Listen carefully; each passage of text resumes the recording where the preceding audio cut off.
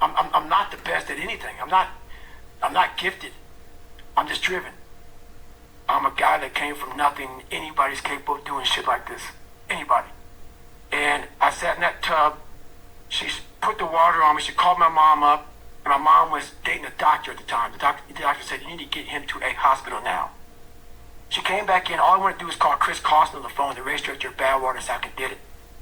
So she said, I'm taking it to the doctor. I said, no, let me sit here and enjoy this pain. She said, what are you talking about? I said, you know, I need to go to the doctor. I realized that. But I never thought it was humanly possible to do what I did. I went 70 miles. And at 70 miles, I was dead. I was at 100%. What I thought was 100%. I went 31 more miles after being in the worst physical shape I've ever been in my life.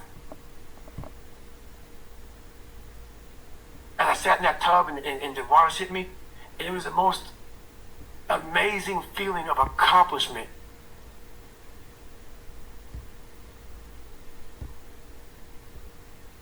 I did this. And as crazy as it sounds, it was the most amazing moment of my entire life. To come from this kid who was mentally torturing himself and was tortured just all to this guy now, who was able to overcome such amazing odds and obstacles. And I called Chris Costin, the race director of Badwater, and he said, the idea of a 24-hour race is to run 24 hours. He only ran 19. And he put doubt in my mind that he would let me to Badwater. 2 weeks later, roughly, December 5th, was this marathon that we all signed up for. I couldn't walk. I could not walk. I ran 100 miles before I ran a marathon. 10 days or 2 weeks after this 100-mile in one race I did, this marathon, December 5th, Las Vegas. That gun went off 2005, 14 days after I broke myself off, and I qualified for the Boston Marathon and ran 3:08. The gun went off, and that thing came back. Like, all right, man, what if? And then I went to the Hurt 100, racing Hawaii, 26,000 feet of climbing over 100 miles. Probably one of the top 5 hardest 100-mile races in the world. Out there and got through the race. Did it in 33 hours, was the 9th place finisher, and I qualified for Badwater and got in. I went on to lose weight and train hard, and I got 5th my first year and went back my second year and got third. I'm not the best at anything. I'm not gifted. I'm just driven. Out of the 100 men that go on the war, 10 shouldn't be there. 80 of them are just targets. 9 do most of the fighting. 1 is a warrior. I saw it going through training. I saw it everywhere I went. There's so many people who just show up to life. There's something about talking to a guy like you that a lot of people hope that you're going to say some magic thing that's going to click in their brain. What you're saying is that you have to do those things. You have to suffer. You have to live in it. You have to be comfortable in it. And then maybe some of that shit will help you a little bit along the way. See me now as the guy that with his shirt off who can do 4,030 pull-ups in 17 hours, who can run 205 miles in 39 hours, who can do all this crazy shit. But what they don't understand is they don't understand the journey that it took me to get to this point. And what got me to this point was I was just the opposite of what I am today. I was that guy who ran away from absolutely everything that got in front of me. I wanted to quit so badly, but I quit everything in my life. I copied through school. I wanted to prove people wrong. And so here I am in this Air Force program, starting to get a little more confidence, but this water was kicking my ass. And 6 weeks into the program, the doctor gave me to read about how we can quickly get somewhere. That's why this 6-minute ab is so powerful. You may get some results from it, but they're not permanent. The permanent result comes from you. I say it all the time. You have to suffer. You have to make that a tattoo on your brain so when that hard time comes again, you don't forget it. I'm trying to find more of myself. And the only way I can find more is to silence the world out as much as I can because it's getting busier every day. It's getting faster. I put my phone away and I go dark. I go dark a lot, and it's because I have to find out. I'm on a journey of life, and we all have a different journey. I like to take this 4-lane highway, the easy highway. We all love that 4-lane highway. We always step over the shovel. That shovel, I made my own path. But going through this path of life, this journey over here that you make yourself, that's incredibly difficult, and we're afraid.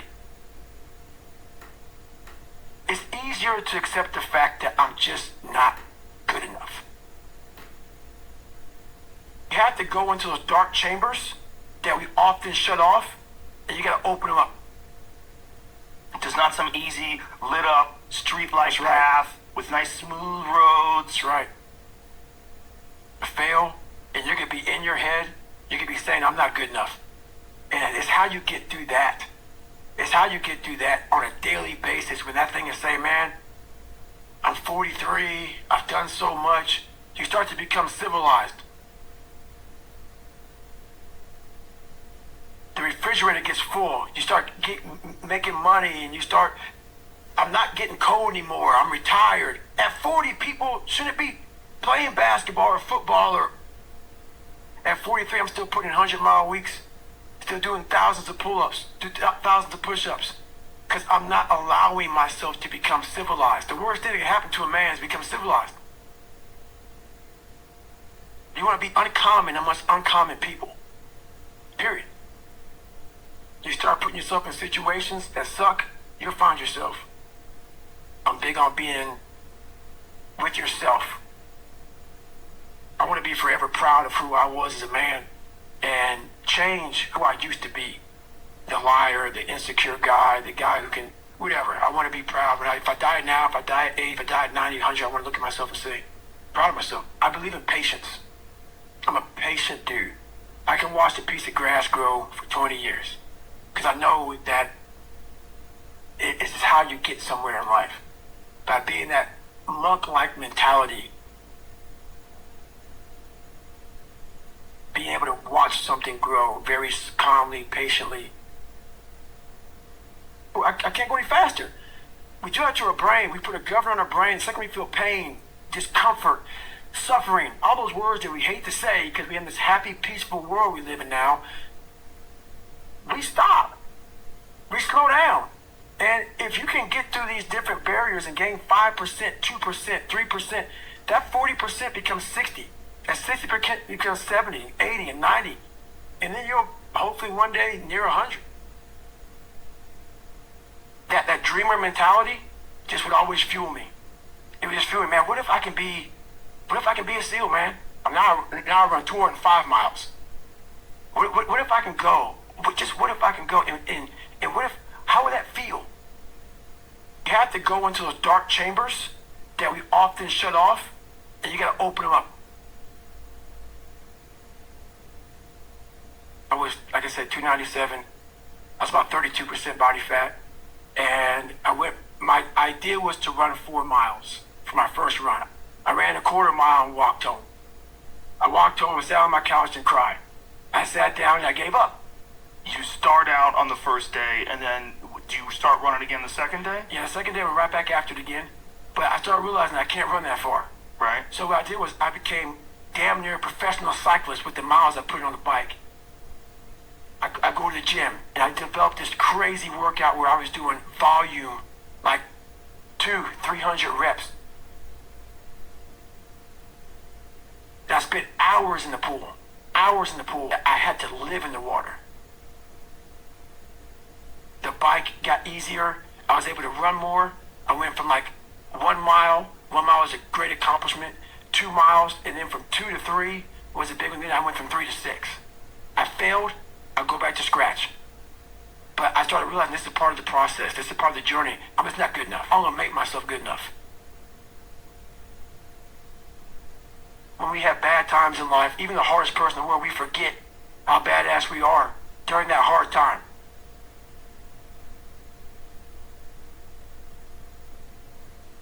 I have a thing where I take a couple seconds to reflect on, hey on man, you've been through this, you've been through that, you overcame this, overcame that. I don't ever close my mind to the fact that this can be done.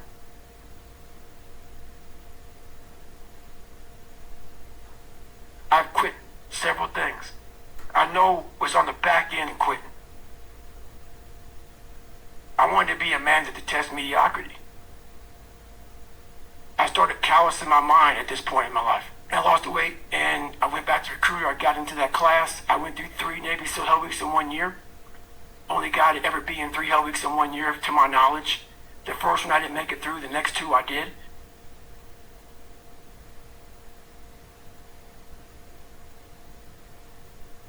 And I started opening different doors that I didn't think were even there, that I didn't think even existed. And the more doors I opened up, the more I started realizing that my potential is damn near endless. I wanted to feel something besides defeat. I wanted to just go the distance. And that going the distance pushed me to a point of where now I go way past. I didn't have a motherfucker come wake me up at 3 o'clock in the fucking morning and say, hey, you gotta get your shit in. I have no trainer. I have a nutritionist. It was the self-discipline that I had to survive, to not survive, I was weak, to thrive. No one said, hey man, you're 297 pounds, man. I want to help you out. I had to overcome, and it self-discipline is everything. And if you don't have it, I don't look at you right, because I know you're capable of more. It's not discipline so much for me. It's all on you. It's all on you. The self part is what's big. We count on people too much to get us through shit. And we look to our right, we look to our left, and looking for help. And if you can build that self, you can build that total accountability in oneself.